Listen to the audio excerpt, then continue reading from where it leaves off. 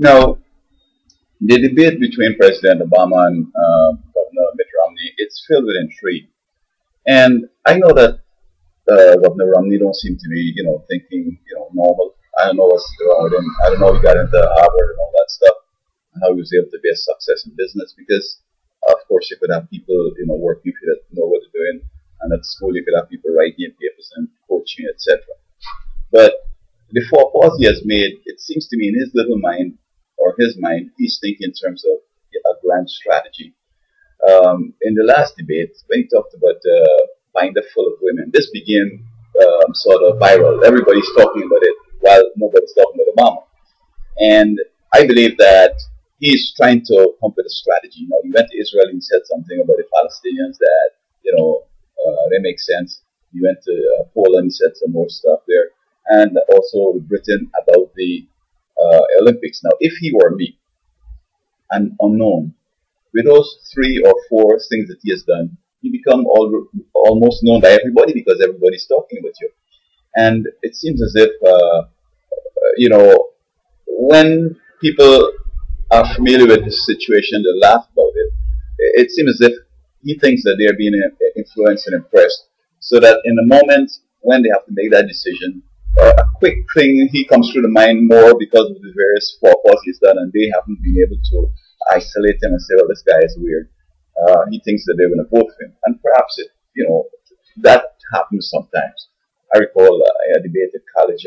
This guy shone very good, and this guy just throw his paper, and it wasn't anything much he had to say. But he ended up winning the thing, and we see with Bush and Gore and some other, second Bush and Gore. So that seemed to be his strategy. The only thing though is that coming after Bush, when Bush has similar sort of mental skills and so forth, that folks are going to be scared. Now, if folks forget what Bush has done, almost back to the country and almost caused the world to collapse, then perhaps he stands a chance.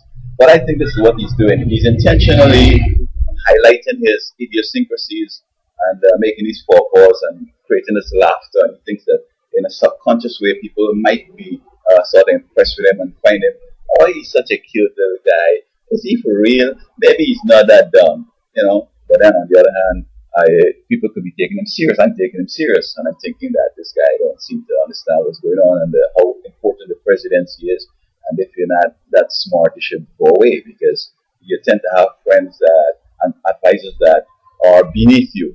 Generally, you don't take people that are smarter than you and go 9 yards. So that he's going to get important people scared. You could get NATO scared. You could get people in the Middle East scared. People in Europe scared. People around the world scared that he's going to create some significant problems, and that sort of problem could cause, stock market to fall, the economy to collapse, and other things. So, if that is his strategy to look dumb and hoping that perhaps it's going to work, in which some people are going to make a decision based on the amount of thought they've given to him, even though it is considered as nonsense, some way along the line thinks that could work. And maybe it might, who knows. But I'd recommend that if people don't really have the skills that is required, even though people are willing to make you the president, you should take a side, especially in these times when a small move could cause the whole world to collapse and everything to go south.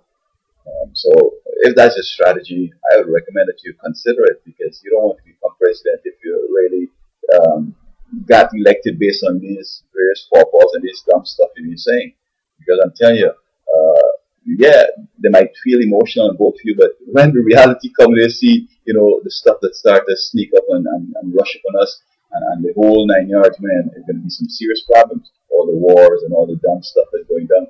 So, Mr. Romney, get serious, and if deep down in your heart, you're not able to this job, find a way to, take a walk, because I'm telling you, man, you won't like this thing to collapse on you, bro.